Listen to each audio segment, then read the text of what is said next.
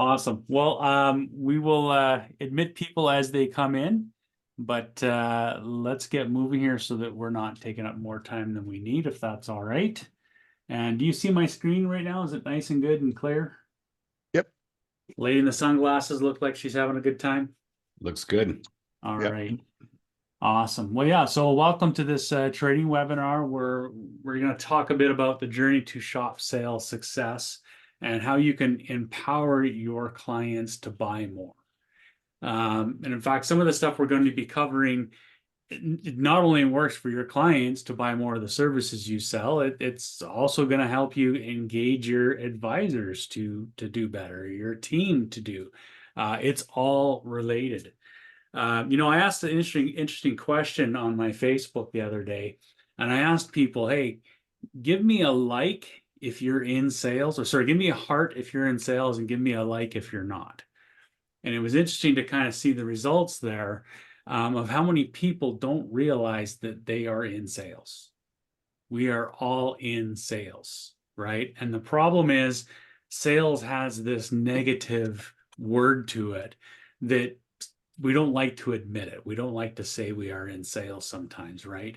And sales is just the your ability to persuade someone to hopefully do something that's a win-win for both of you, right? So at some point, perhaps you've been married, right? You had to sell that person on, hey, I'm the guy that you're going to spend the rest of your life with, hopefully, right? Or whatever. Many different scenarios in that. So we're going to get into that as we get along here through the presentation today. This is going to be a little bit of an interactive webinar, a little bit different than other webinars that you've been to. I want to engage a little bit here. There's not too many of us here, which is a great way to do that. This is a personal webinar with us now, right? Again, some people get on these webinars and they multitask, right? They're like, I'm going to play that in the background while I achieve this other thing I'm doing. And I just want to be blunt about it. That's not how you're going to learn anything new, right? Multitasking is great when you're doing something, you've done it 1,000 times the same way, and you can have multiple thoughts because it's all on a subconscious level. If you're trying to learn something new, let's be focused on this. Let's turn off the distractions. Let's close the doors, turn off the cell phones, whatever that looks like. Let's participate here and now. What can also happen in these webinars and these training things we go to, and maybe it's, workshops outside, seminars, conferences, stuff like that. We can get in there and we can hear the training and we can go, okay, I've heard that, done that, been there. Yeah, okay. And what happens is you start tuning out the possibility of learning something new because you're starting to write things off and you go, there's nothing new here for me. And in reality, what I've seen over and over, it's the one or two golden nuggets that you walk away from that can have a big impact. So I would just ask that you remain in this beginner's mindset. Take down the wall of, I already know that. Okay, I'm smarter than this guy. I'm good, right? You might pick up on something new. You go, I never thought of that. You might get a reminder of, oh, yeah, I heard that before, but I never did anything with that. Or you might get that kick in the butt you need that you go, oh my goodness, I've heard this 10 times. I can't believe I haven't done that yet. Right. So be open to those things as we go through this a little bit and explain that. So awesome. So let's get into a little bit of a commitment. We kind of went over this a little bit here at the beginning. Again, no distractions, no multitaskings. Let's stay engaged here together as we go through this. And I'm just going to challenge you to take a little bit of a deep look into your self-conscious and ask a couple questions. Is how you showed up to this webinar at the beginning of this, how you show up in life. This isn't about, name, shame, blame. Let me, point out sore spots. It's just to understand if we show up a little bit late trying to get ready to do things, right? Am I doing that in my life? Am I doing that to my family? Am I doing that in my shop, my work environment? Or am I working on being more prepared and ready to go? These are just things for us to self-reflect on and just say, wait a minute, if I want more, if I want better, if I want different, if I want results in my life I'm not getting, that usually means, guess what? I need to change how I'm doing things. right? I got to have that self-reflection to say, yeah, I'm not getting what I want out of my shop, out of my life, out of my marriage, where that is. Well, I can't keep going in and say, well, this is how I do things. It's not going to help serve me. So perhaps today is the day that you get to change something for the better. So hopefully we can move forward now, continue in this with that intent that we're probably going to have to do something different to get better results than what we've already gotten. It doesn't mean where you are is in a bad place. It just means if you want more, what got you to this point may not be what's going to get you even further. All right, my slides are a little bit slow here today. Let's go. This is the one I'm having a problem with. So that being said, it's time to exercise our brain. It's time to get our brain into shape.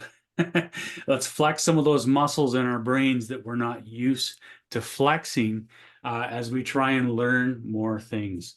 So that being said, I will go to the next slide here, and I'm going to ask you just a couple questions. This one slide keeps giving me a problem. Let's go to the next one. There we go. So my question to you as we look at this, what color is this can of Coke? Is it red? Are you sure that it's red? Right? Let's take a little bit of a closer look. Right? As we get closer, we're starting to recognize there is no red in this picture. But when you first saw it, your brain said that is a red can of Coca-Cola, right? And so the point here is just to understand, is your perception reality? Or is it just a delusion to tell yourself, I am right? Our subconscious, the things of the past have built programs, scripts into our brain and how we think. And quite often we think how we think is the right way to think. And so again, I'm just trying to get our brains right now as we dive into this to start realizing what we think may not be truth. As we're looking at communicating with other customers, other employees, people on our team. Sorry, I just gotta let someone in here. So just recognize that and understand that where you're coming from. All right. So with that, I'm gonna go into a little bit more interactive here, and I'm gonna put a couple of riddles we're gonna go through to get our brains again working a little bit further. And I don't know why there we go. Presentation's not working so well. All right, so here's just a little riddle to try and get us moving. I'm going to ask for your participation in this. If you have some guesses as to the answer to this, feel free to put up your hand. If you're unmuted, give me an answer, what you think. So here's the riddle. Every 2 weeks, a woman sits down and writes 2 words on 60 sheets of paper. Why does she do this? Feel free, if you've got an idea or guess, let me know what you think.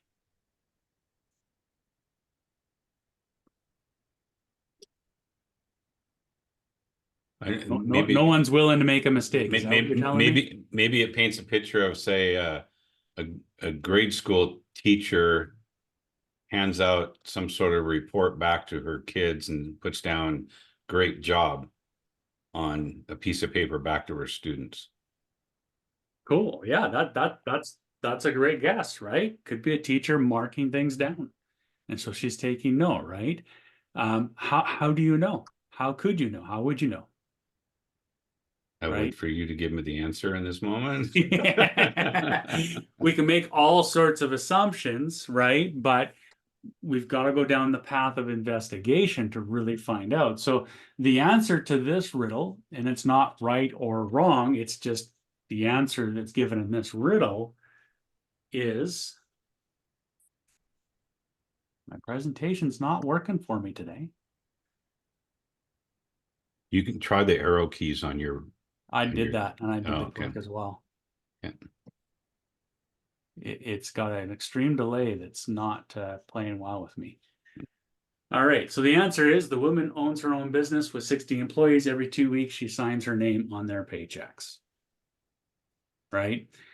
Again, we can come up with multiple reasons as we're trying to guess. And that's the thing with these types of riddles or questions, is there really is an unlimited amount of answers to these questions, right?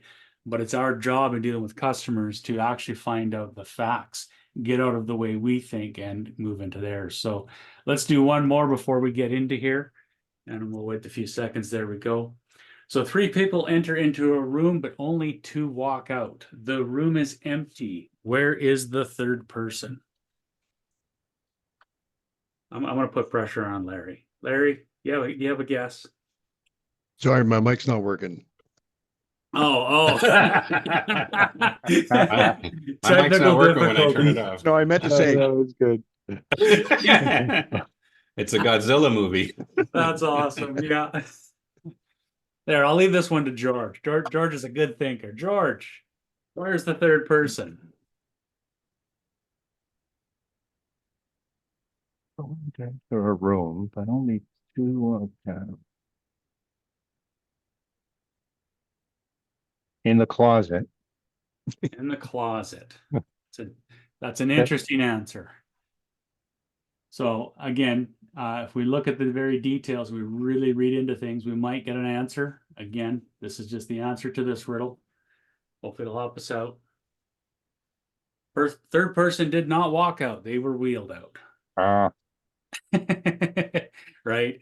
Fine details. But again, our way of thinking can sometimes get away from us discovering the answer. So again, what does all this have to do with selling more services? Why is this important, right? Well, the best advisors are detectives. They collect all the evidence they can on their customers. The more that you know about your customer and their vehicle usage, the better you can guide them for what's best for their vehicle. And to accomplish this, you need to exercise your brain to get out of your thinking patterns and get into theirs. So how do we do that? How do we get to know our customers' thinking patterns? You know, Mike, if I could interject real quick. Absolutely. That last 2 interactive questions, your advisors will ask the same context of those questions, meaning they're going to try and find out from Mr. Jones how they use the car, and they ask a question that seemingly is a good question, but it leaves you nowhere. Hey, Mr. Jones, is this your daily driver? Well, yeah. Oh, okay. They have no idea how the customer drives a car versus asking the right question. So many times the advisor asks a question that creates confusion, guessing game. But when you're laser-like in your questioning of, so Mr. Jones, tell me about, a typical day life cycle of the car. From the moment you start up in the morning to the moment you park it in the garage or on the street and driveway, tell me about a typical drive cycle of what that looks like. Start it out, back it out. If we ask the right questions, we are discovering at the initiation of our initial question what puts us on a path of discovery. Otherwise, we're making guesses and assumptions on that. Anyway, I just wanted to bring a little bit more into the real world environment. Listen to the questions the advisors are asking, and you can go, wow, that really didn't bring clarity. I didn't really go anywhere. It sounded like a good question, but it really didn't. Awesome. Great point. We'll be getting a little bit deeper into that a little bit down the road here. So again, so how do we do that? Now, when you guys registered for the webinar to attend this, there was 2 questions that were asked. Whether you're more formal or informal of a person, or you're more dominant, or you flow with in your communication style and in your life.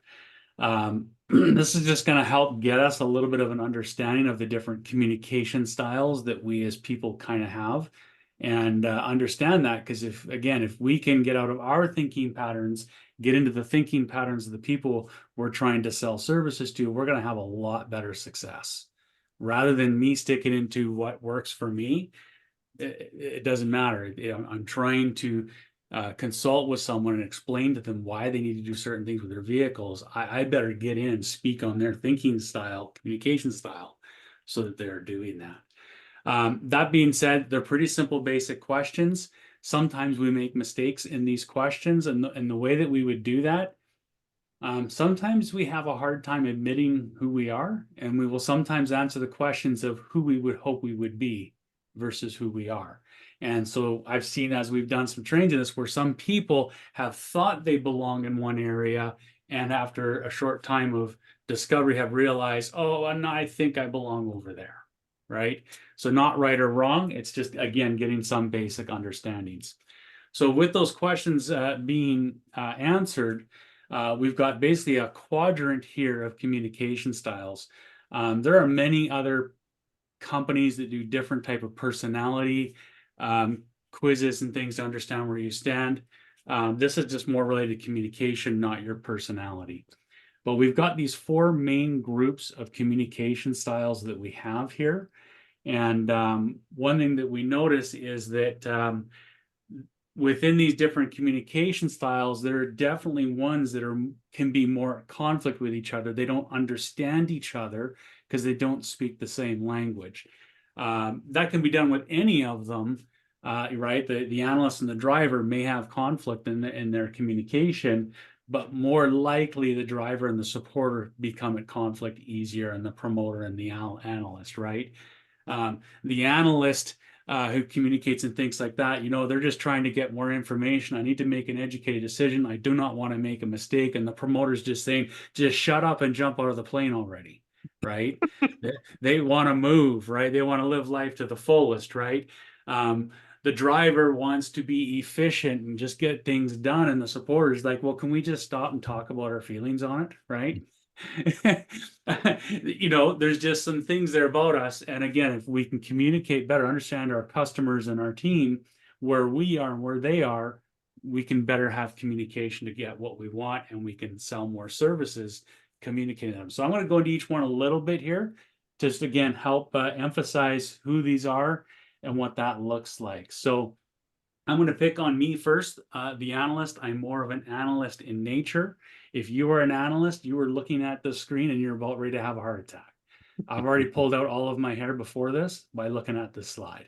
As an analyst, we want the straight, the narrow, the facts, these boxes on different angles, the spelling mistakes, I'm just ready to have a heart attack, right? The idea is just get to understand that about yourself, learn that a little bit, and go, where are the times when things aren't going how I would perceive them, that I'm showing I'm getting stressed out about it, right? Or if I'm a promoter and I'm talking to an analyst, I'm speaking all this promoter stuff like jumping out of airplanes, woohoo, live life at the fullest. The analyst, they're not understanding me. They don't get it, right? So again, the analyst, right, they are often characterized by their preference of logic, accuracy, and detail. Yes, those spelling mistakes are on there on purpose. And I know you're having a seizure right now by looking at that.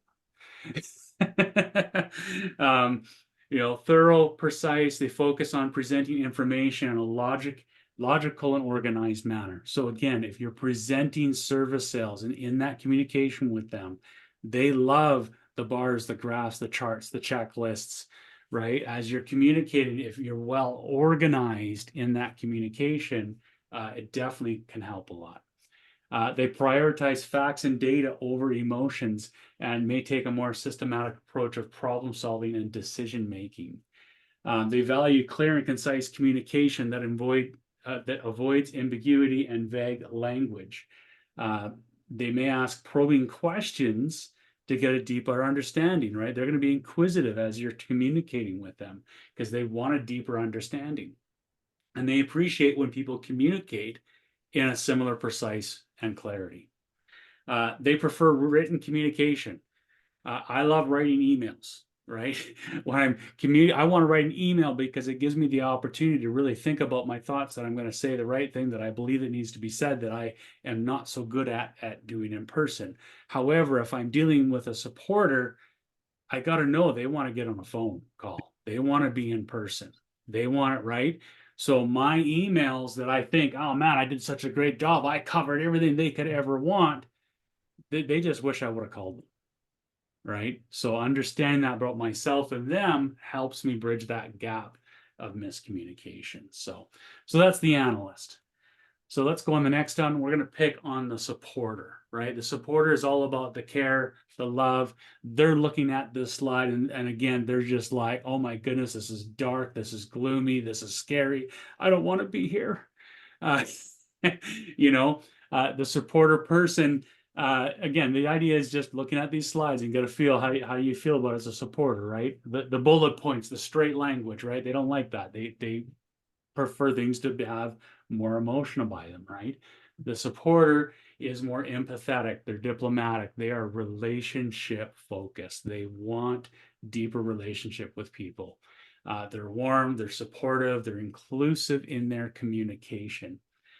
They prioritize their harmony, connection, and their interactions to help build rapport with the people that they are around. And they're generally interested in other people's perspectives and feelings. That's how we enter into relationship. That's how I can support you. When I understand how you are, I can better support you and be a good friend, right? They want to validate emotions, making them more approachable, and they're empathetic communicators. They have great empathy for when people are going through, right? Advisors that are supporters, they're really great at building customer communication. They're really good at that. However, they sometimes have a hard time with the word no, right? They don't like rejection, right? So it's not to say that an advisor who's a supporter won't make a good advisor. It just means you're going to have to know, if you're a supporter and your customer comes in and they're a driver, you've got to learn how to work around that. They use affirming language and gestures to express empathy and solidarity with others. They typically are the mediators, the peacemakers. They do not like conflict. My wife is a supporter, and if there's just a little smidgen of conflict that might be starting between us, like it's the world's ending. She's got to deal with it. She wants it done, right? Because she can't handle that. They want a positive atmosphere. Again, they want to strive that everyone feels heard and valued in the discussions around them. So again, supporters are great advisors in this area.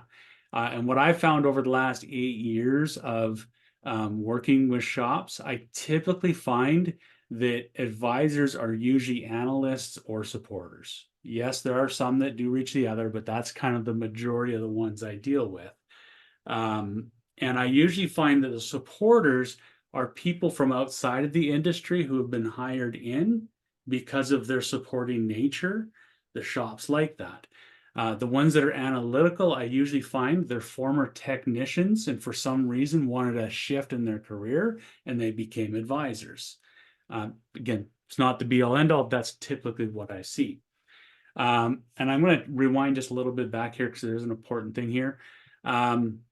With the analytical, I was training someone quite a while back, and I found that with the analyticals, they can become usually melancholy. They can become highly introverted, right? And so one who's highly introverted has a perception that, you know what, customers don't want to spend a lot of time in the shop. They want to come in, they want to drop the car off and leave. They don't want to talk with me. And the tough question is that what the customer wants or is that what you want? Right? Again, just a problem where we're in our own way, in our own personality group that can create a false perception of that Coke can, if you will. All right, so let's move to the promoters. The promoters are loud, obnoxious, wear the bright shirts, not these boring white shirts with the logo on them. They want to be seen, they want to be heard. They drive the loud cars, the big trucks, the whatever, right? The last thing they want to do is come to a webinar with a boring white screen looking at the analytical grid and the bullet points, the numbers, the subcategories. It's the last thing what they want, right? They come here, they see this screen, they go, oh goodness, another one of these, right? Right? Again, the promoter personalities, they're energetic, enthusiastic. They're very engaging, persuasive, and dynamic. These can be great. You know what? The promoters are typically a lot of them who are in sales, they make the most money around North America. They're great at sales. They also spend the most money because they're out there living life at the fullest, doing everything they can, right? They're jumping out of the airplanes that freak out the analysts, right? Scares them, right? So again, very expressive. They use animated gestures, facial expressions, lively tone of voice to convey their message to get people on board. They speak with excitement and enthusiasm. They can be infectious as they motivate others around them. They're the cheerleaders of the group. They thrive in the social settings and they are often the life of the party. I can go on and on. You know, I just added more things here just to really bore down the promoters in the room. So, you know, I got the subcategories at the bottom there, right? Everything to drive them nuts. So, again, know who you are if you're one of those, so you can counter. And finally, I'm going to pick on the drivers. The drivers. Oh, look, love, emotion, butterflies, fluffy things. Opposite. Yeah, the opposite, right? Curvature font, right?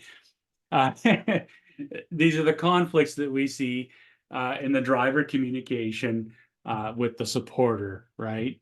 The drivers like direct results, right? They're result oriented, they're assertive. They feel the need to communicate in a straightforward and concise manner. They love clear, yes, I use the word love for the drivers. No, they love clear, actionable information and come across as decisive and sometimes even blunt.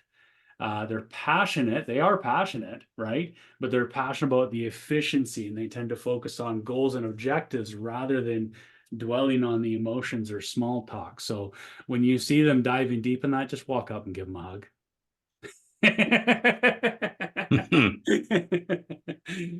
They appreciate directness and communication, and they prioritize getting to the point quickly. So, you know, again, stop, talk about their emotions. No.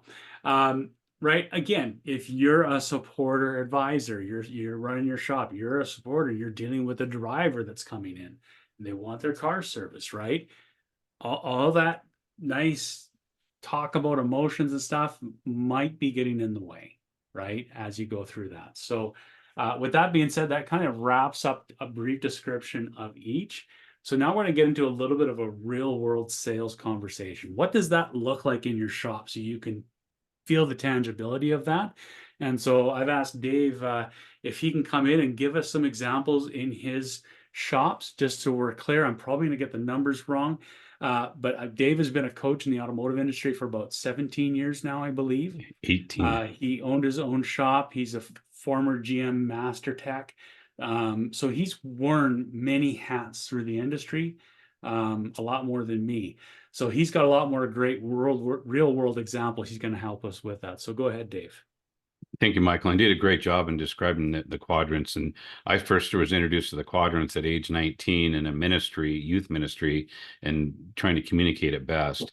One of the notes of these drivers, we have body parts in all of them. While they may be a predominant one in our life for personality type, but more importantly in this context, communication, 67% of the population are a supporter. Advanced advisor skills. I hear this all the time. Dave, what do you have for advanced advisor skills?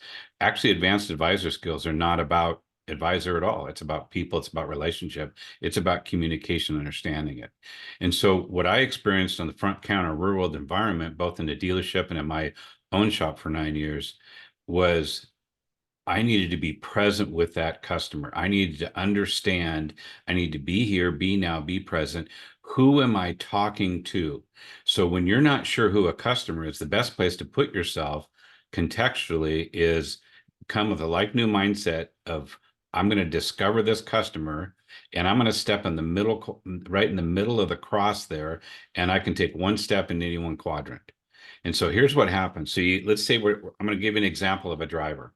A driver comes in, drops his car off or whatever. We do a check engine light. We do a diagnose. It goes in, and now we're on the call and with that customer, and we say, "Hey, Mr. Jones, this is Dave from Dave's Auto Repair. We've got some good news, some updated news. Is now a good time to talk?"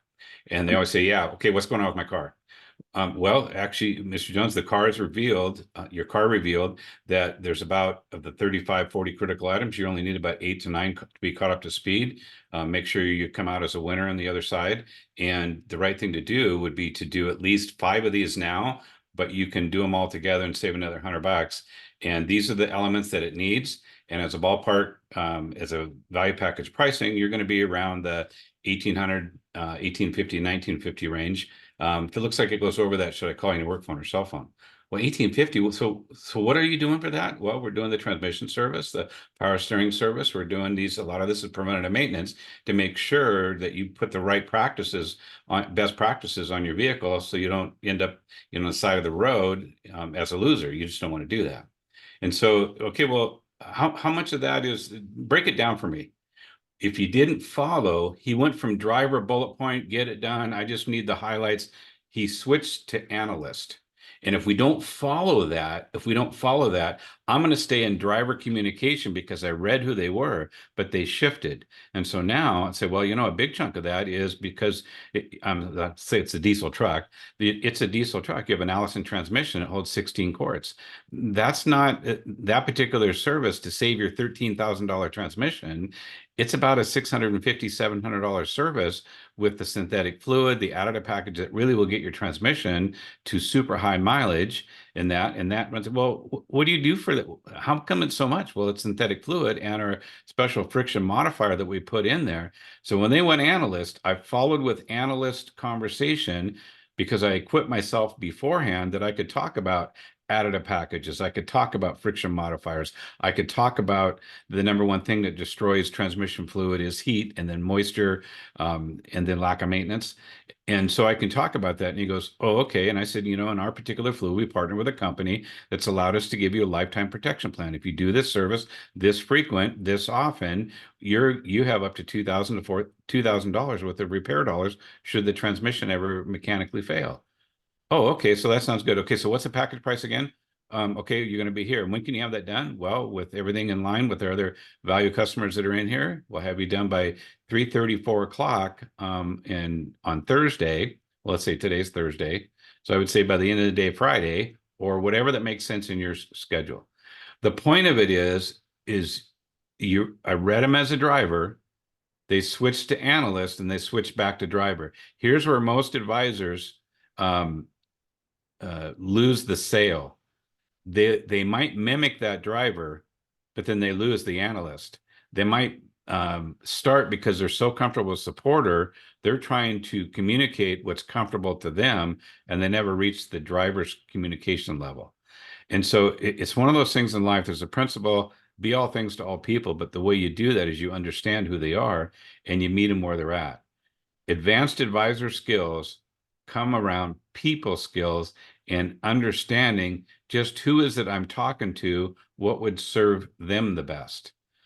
The hardest pill to swallow for most advisors is the pride pill, but that pill is described this way. 99% of every objection the customer gives you, the advisor at some level teed it up. Your systems teed it up. Your processes teed it up. The value words and reasonings that you teed up your own objection to allow the customer to opt out versus enrolling them to engage them to do what's best for them. That, as Mike, I love how he said it, it's a win-win for everybody. So hopefully there was some value in there. Pay attention to your customers, your language. And as Ray and Larry, as you guys are, owners, managers, as you're looking at your flow, your number one system that turns on, maintains, sustains, and repeats GP dollars is your value, words, and reasoning system. Step back and just listen. As a coach, I come on site. Sometimes I turn my back to the advisors. I don't watch what they're doing. I just listen, and I hear language. I hear words that, oh my gosh, they just talked themselves out of the sale by one word or two words, or where they said it, how they said it. So anyway, pay attention to the value, words, and reasonings. And I love talking. So Mike, you better take over. I'll put you on mute now. Thanks, Dave. That was awesome. I'm just going to give a really quick example on that. As I was training another shop a while back now, and I remember him, trying to sell shocks and struts in all four corners of the car, and he didn't get the sale. So I wanted to dig in. Let's analyze that. Why didn't you get that sale? What could have happened? And so I said, well, walk me through the process. And, one of the things that he had said was, Mr. Customer, to do all the struts, all four corners of this car, you know, it's pretty pricey. It's going to cost about $2,200. I already took a couple $100 off of that, just trying to give you a deal so that you feel right. Went into all these excuses, and I was like, well, hold up. You just told your customer you're expensive. You didn't paint the value of any of this. You immediately said, you need this, it's expensive. I know I'm expensive. Let me cut you a deal. Versus painting any value at all as to why you may need shocks or struts, right? And what's interesting, there's been a lot of studies on this. Many of the cars that end up in the wreckers from old age, they still have the original shocks and struts on them, right? So how your words can quickly make you lose a sale if you don't quite tee it up, present it right. So basically, okay, so communication skills, you're mastering your communication equals more sales. So really focus in on that. It's a great thing to do. I'm not going to go much deeper into this. We're going to close off this section of the training. There's a great site called 16 Personalities. Does the same thing. There's 4 main quadrants. They've dove deeper. They've created another quadrant within the quadrants. If you just love to geek out on this stuff like I do, there's an endless pool of knowledge of learning about how people work in there. I love it. Trudy.com has some skills or assessments you can do. DISC personality testing. DISC is one of the older ones in the realm of this area you can look at. And what we went through today is some of the teaching that we got from Clemmer.com. They don't have an online assessment. They do in-person training. That's how they go through all this. They have a thing called Personal Mastery. You can go and you can learn about this a bit more through that. Definitely look them up if you have some time. So moving on now, we want to move on to the next phase. Now that we've talked a bit about the personalities, we want to talk about the hero's journey to selling success. Basically, you want to sell the adventure, not the parts and labor. We're going to use the framework of the hero's journey. Usually when I ask this question, most people don't know what the hero's journey framework is. The hero's journey framework is in every movie that you've watched pretty much. Any story that's been told uses this framework. So before I dig in that a little bit, here's just some common movies we look at. We can see some science fiction, some action adventure, some kids cartoons, and one of those boring, pitiful romantic comedies. I'm not a big fan of those. Right? They're in all these movies. So give me a quick shout out. Feel free to unmute yourself. Do you got a favorite movie, series, something that you just love to be entertained by?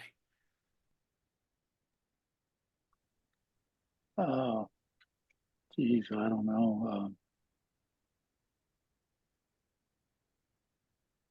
Not really. I mean, I just watch whatever comes on Netflix.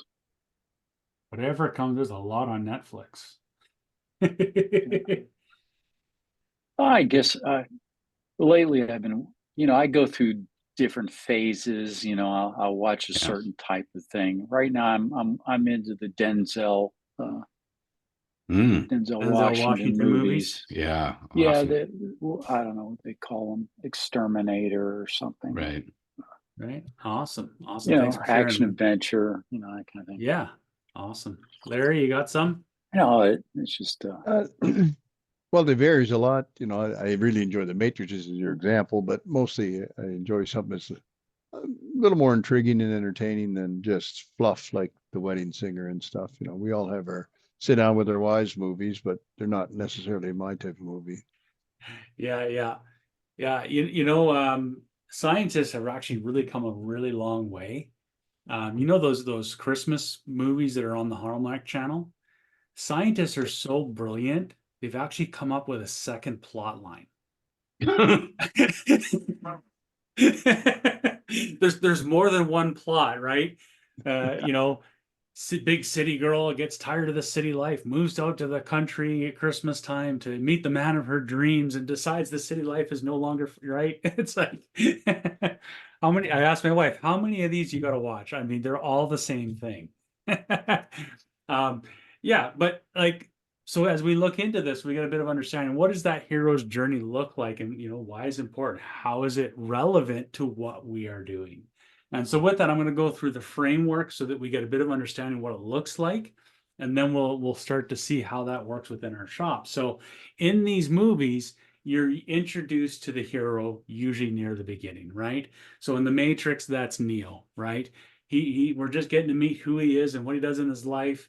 In Star Wars, that's Luke Skywalker, pathetic moisture farmer on Tatooine, right? He dreams one day of joining the rebellion to defeat the Empire, but let's face it, let's look at him. He's not all that great. He's pretty naive, right? Again, into that movie, 10, 15 minutes in or so in, we start to realize there is a villain that needs to be defeated, a problem that needs to be solved, a goal that needs to be met, a man of the dreams of the woman that needs to be engaged with, whatever that looks like. There is this thing that they need to accomplish at the end. And so as we go through the movie, we're starting to understand it. And again, look at the two. The hero's pretty small and pathetic. The problem, the goal of the villain is way too big for them to conquer, right? And therefore we get introduced to the guide, the helper, the trainer, the Obi-Wan Kenobi that trains Luke Skywalker how to be a Jedi, right? Or I forget their names already. Lawrence Fishburne, trains up Neo, introduces them to the Matrix and what all that looks like, right? And they're helping them become what they can be to take on the villain. At no point do they ever push the hero out of the way and say, you know what, you're too weak, you're too pathetic. Get out of my way. I'm going to take care of business because I'm going to be the hero. That would just make a real awful movie, right? We would not watch that movie. So that guy trains up the hero so they become the new and improved hero 2.0, bigger than the problem, right? So that they can conquer and solve it. And so again, why does this work? Why is this important? Well, again, let me pick on you, Larry, because you just look like a guy I can pick on. I don't know. Right? Oh, I lost connection. Bye. What's that? Said lost connection. Bye. Yeah. See you later. Typical Canadian thing to do, eh? Absolutely. No. Right. So, you've lived this movie throughout your life. There's a point where you wanted to become a shop owner, right? Or something, right? And there's been a problem, a goal you wanted to meet, a problem you need to solve, a villain you need to defeat. And as you've gone through that, you've relied on people to come in and give you guidance, to say, hey, I have some knowledge, I have some wisdom in here. Let me share this with you so that you can do that, right? And you've already been through that storyline. And now we're just in your trilogy, right? We're now on episode 3 together, right? You got a new problem, a new goal, and hopefully I'm helping be a guide in this. So you can be like, okay, I can tackle this now. I've got some knowledge from some people that can help me do this, right? Instead, I just looked at you and said, Larry, I'm sorry, you're too weak, you're too pathetic, you can't do it. How about I just come in there and I'll solve all your problems for you? Right? You're going to be like, okay, buddy, I'm gone now. Literally, I'm leaving the Zoom meeting. Right? Well, it depends how much I have to pay you. If you can do that, come on over and I'll just wait at home or on the golf course. There's a key point there, but you're still the hero because you've had to make the decision of going, you know what? I'm going to hire this guy. Right. Right? You're still in the hero's position because you're the decision maker. Right? So that's the important part of this. When someone comes in to try and push you out of the way, you become defeated. Again, it just doesn't make for a good movie, right? So understanding that framework is really important in these movies in our lives. So now let's take this from a customer perspective, right? We're at the beginning of their movie. They show up in our shop. They're at the beginning. We're just getting to know them. Guess what? They're weak. They're pathetic. They're vulnerable. My car's not working. I need it to work. They're stressed out. Right? We come in as the guide to help them defeat this problem. Sometimes advisors step into the hero's role by accident, and that's when the walls come up. That's when you get bad reviews. You get they were too pushy. They wanted to take control of everything, right? How do we make sure that we're not doing that in our shop? And we've got some ways that we believe that should be done. So this is a quote by me. So I'm just quoting myself here, trying to be important. The best way to take care of your customer is to be prepared for them. You are the guide. You have the wisdom. be prepared for them, right? As the guide, you have the wisdom of knowing the movie script, right? You know exactly how to lead them to success, providing you don't accidentally step on the hero's role, as many advisors sometimes do. And I'm going to get in and explain how that is done quite often by mistake. So that being said, on the screen here, we are showing a part of a solution that we have, a program that we have, but that doesn't mean we're the be all end all. There are ways that you can accomplish some of this with a lot more work, frankly, than what we provide. So while I am showing some stuff that what we can do to help, there is a lot of lessons in here that I want to explain that hopefully you're going to get a lot of value of this in your communication to your customers. So you see down here in the lower left corner here, we want to age all recurring services by time and mileage. You know, with Carfax and your service history with the customer, there's no reason why you shouldn't know the current state of that vehicle in just a few clicks, right? The customer's making an appointment, they're coming in to drop the vehicle off, whatever it is, you shouldn't have to wait for an inspection to have a good idea of what's already been done in the state of that vehicle. You have a lot of knowledge at you. And so as the guide, this shows that you have the wisdom that will lead them to success when you are preparing for them. And so what we do here and what we suggest that all shops do is taking all the recurring maintenance service that vehicle needs, age them by the actual miles per day that vehicle drives. You can see that on the top right-hand corner. This vehicle drives about 41 miles per day. The system does kilometers too, right? But it lets you know what's going on here. I want to explain this report a little bit so you do get an understanding of it, and again show you how you could possibly create something like this for your customers.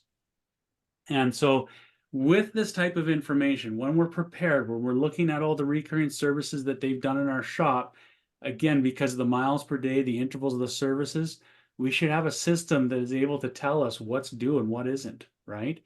And so when we're doing that, when we're looking at services, well, here's the thing. If you look at these services in the blue, on the left there, you'll see guide tip number 2, right? We want to start with the good news of what they don't need today. As auto repair shops, we're really great at being the bad news bears. Right? We're not so good at telling the good news. What don't you need today? Where does your car have life? Where, what's all the good stuff here, right? So we want to communicate the stuff that we know that they don't need as you're tracking that stuff. We want to use language that keeps them in control. They're the heroes, right? So for instance, I would never communicate and say, these are services that we've done for you in the past, because that puts us in the hero position. We've done this, right? Instead, I use language that says something like, these services are services that you have approved of in the past.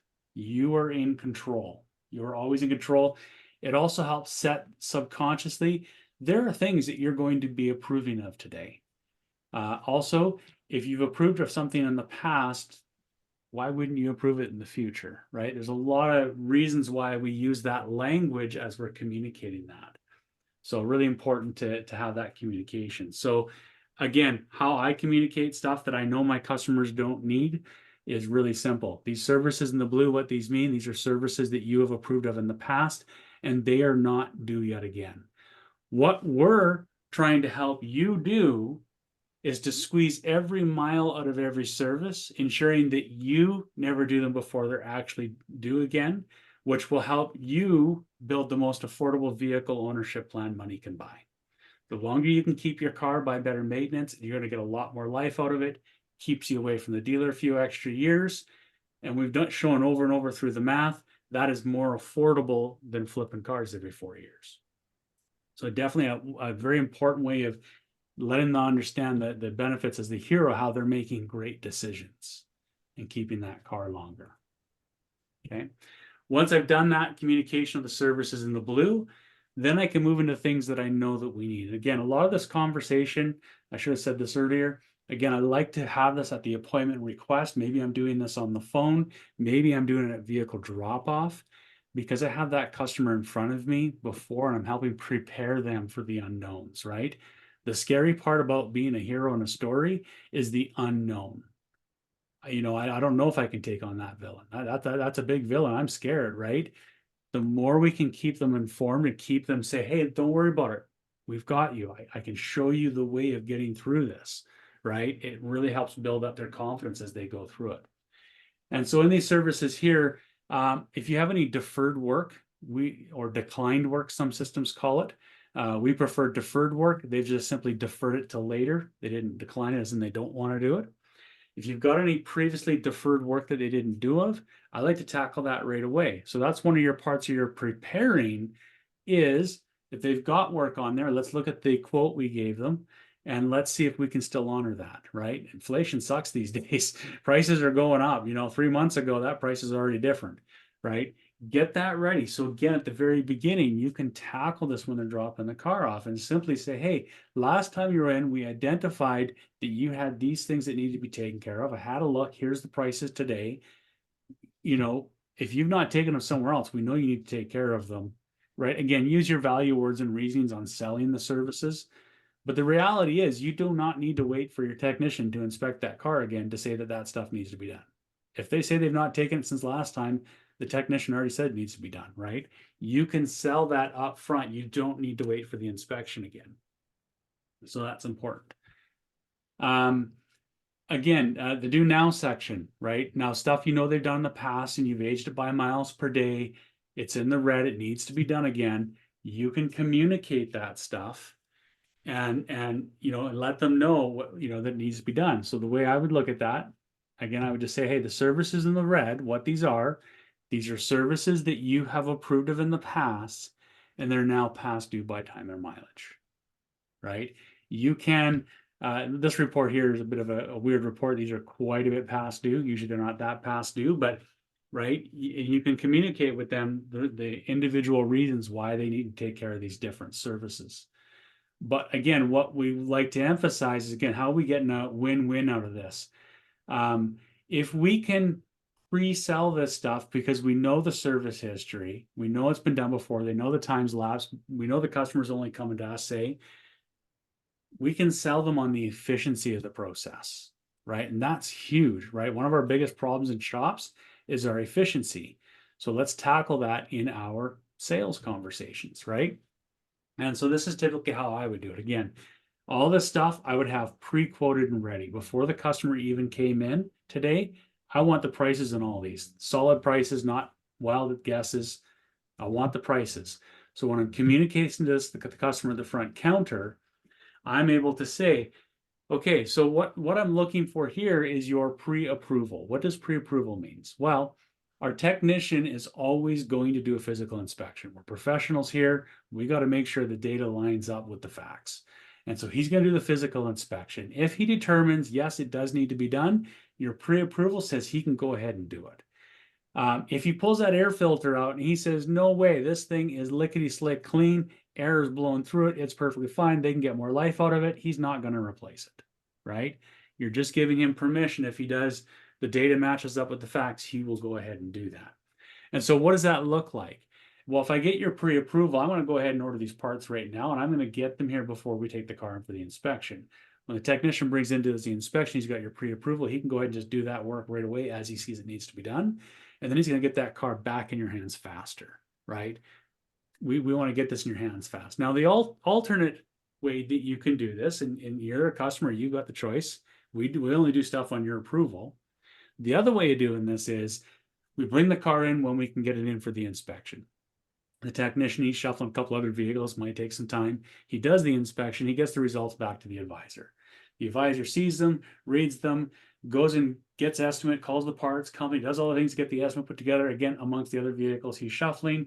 Then he tries to get a hold of you. Unfortunately, he probably doesn't get a hold of you the first time. You're busy, you got a life, you got kids, you got work, right? You call us back in an hour to give approval, then he's got to go and he's got to order the parts from the parts company, right? And by the time those parts actually get here, many times what happens is we can't get the car wrapped up by the end of the day. And now you're without your car another day, right? So again, what I'm trying to do is sell the process of efficiency, right? None of us want our car at the shop longer than it needs to be. It's a huge inconvenience. So if you're painting a picture of how you can make that more efficient for me, that's a great buy-in on the value of what you do. So again, a part of this, why does this work? You know, again, we see over and over customers or advisors sell more services at the front counter. And it's that relationship, right? We talked earlier on the different personalities and stuff, but it's that face-to-face relationship. It's you're able to read the body language, you're able to pivot as you start to read that person, and you don't get that after the inspection on the phone. I know I've talked to a few people who are really good at it, but not many. Most people cannot, they do not read that language over the phone. And so by being able to pivot, it's not because you're pushing your salesman or we taught you how to twist the arm harder. It's because you're pivoting with that customer's communication style to communicate the stuff they need. So it works really effective. We've got a bit more to go over here. I'll try to go over this much as fast as I can. I know we're at the top of the hour. I do appreciate the additional time, but I think this is of great value to understanding this communication for you guys. So the last section of this report, as you're digging through your history, your Carfax and your aging stuff, there's always stuff that you have no history. You can't find when it was done in the past or if it was or whatever, right? And I just want to say, this is the unknown area. These are the things you don't know. And as the guide, it's okay to say, I don't necessarily have all the answers, but guess what? We have a process that's going to give us the answers, right? And again, that's a part of the unknown. The inspection period is the most stressful point for any customer. They don't like it because they know they're dropping the vehicle off. Not much has been said to them. They may have given them a quick view of what might happen today, and they're just waiting for that dreaded phone call about all the extra stuff that vehicle needs. By tackling that up front, by tackling that in our marketing, by having those conversations throughout all the contact points, we greatly reduce that stressful point. I joke around, it's our job to find the unknown, right? Our customers don't know everything about their vehicles. You could probably talk to the vast majority of your customers. You could probably convince them the underside of their hood is pink with purple polka dots, and they couldn't argue with you. They've never seen it, right? It's our job to find the unknown, the things they don't know, right? So we can communicate that. So again, as I communicate this, I just say, hey, we've got no history on this. Our technician's going to do his inspection. He's going to find out where we're at with this, and we'll let you know. I missed a big part of this at the beginning, and I want to cover it now. I can't believe I missed it because it is one of the most important parts of this whole thing. And that's that box at the top right-hand corner. At the beginning of all of this communication that we have with our customers, we need to get permission from them. We need to know their goals as a hero, what they want to accomplish before we go into selling any services, right? And so, for instance, I usually start with this report with customers, and I can say, have a look at that top right-hand corner. You've been under our care for about 5 months, which is equated to 39,000 miles, and you've been 13 times since December. That's a lot of visits for this customer, for whatever reason. They drive about 41 miles per day, and your vehicle has about 70,000 miles. So before we get into anything else of this report, what any of this might mean for your vehicle, I just want to let you know that, typically today with these new vehicles, they're so well engineered. We see them getting up to 300, 400, 500,000 miles, providing that they're properly maintained. So before I get into anything else in this report, I'd like to know what your goals are. What are your objectives, right? That's the question most advisors miss. And you do what I kind of accidentally did here is you lead into all the things. You look at the car, you think, oh, that's low mileage. Oh, that's a good car. Look at all these things I can do to add life to it. And the customer's thinking, I'm getting bored of this car. I think I'm going to sell it in a couple months. And you become the pushy salesman. You accidentally step into the hero role by telling them everything they need to do to get most life out of that car, but you didn't hear from them first. And so that is one of the most important questions. And I just illustrate how easy it is to forget to ask that question. I'm the teacher in the moment. Ask that first before you dive into anything else, because you want to meet their objectives. And so again, if they're like, yeah, I love it. I'd love to get this car, 300,000 miles. I could totally see it. Great. You can dial into that. If they say, you know what, I'm going to sell it in 6 months. Okay, great. Let's look at this list and let's look at critical safety items. Let's look at, things to make sure that you're going to be able to sell this car in 6 months and get good value out of it. What does that look like, right? You are pivoting to them being in the hero position. So all that's an important way of doing that. All right. Let me see, my slide is acting a little slow again.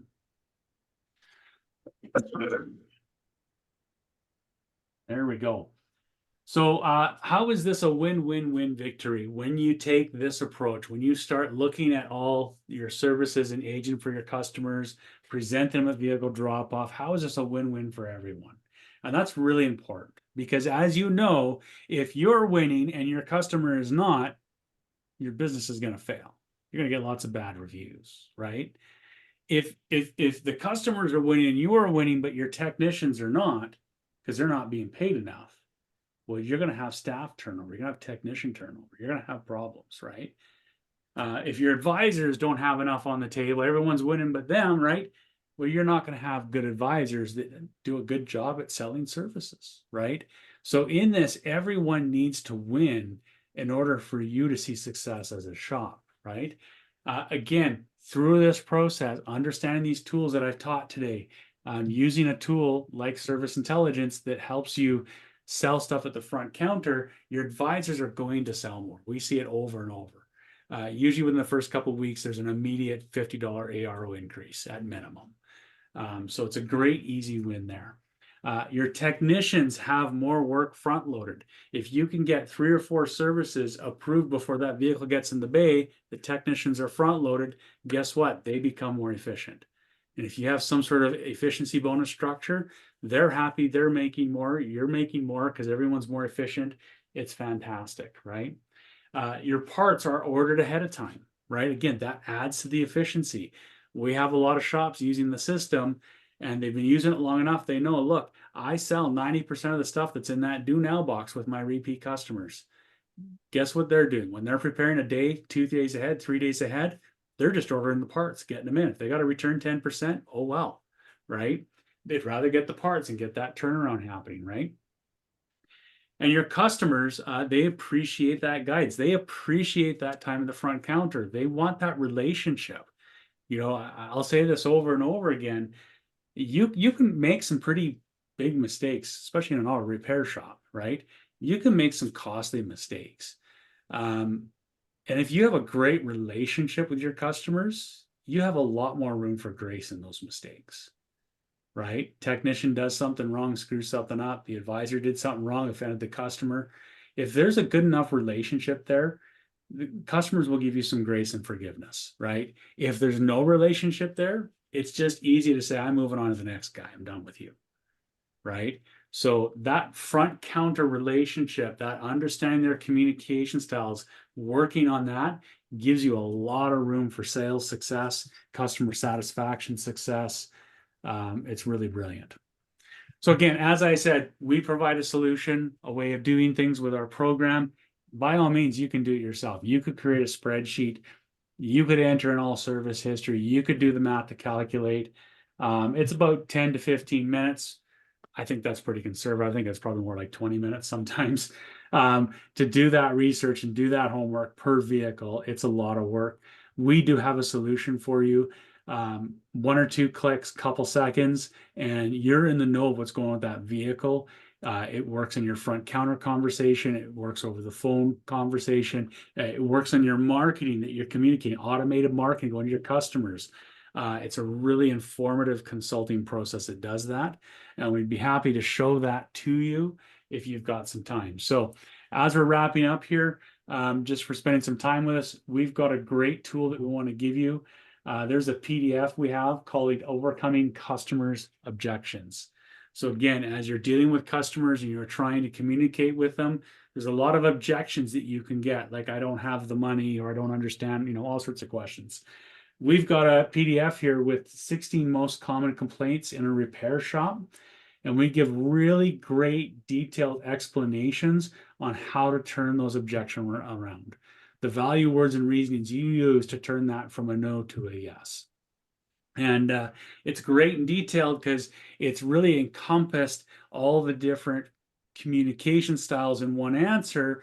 And guess what? You get to pick and choose depending on, the personality of that person, where you can go, oh, I need to summarize and chop this down because this is a driver, right?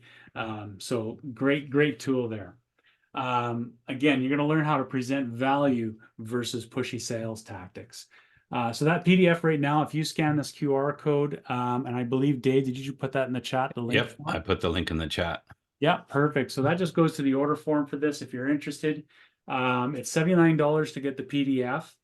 If you do a demo of our software that I showed you on the screen, that reporting tool, you'll get the PDF for just $29. So in that form, if you click on that or you scan the QR code, if you choose, yes, I'm going to do a demo, it'll charge you now for the $29. You do the demo, and the guy who does the demo with you, John, he will give you the PDF right afterwards. Or if you're an existing SI client, there's an option on there. We want to honor our long-term customers, and we will give it for $29 as well. It's a great PDF for you to use as a tool to train either yourself or your advisors on that.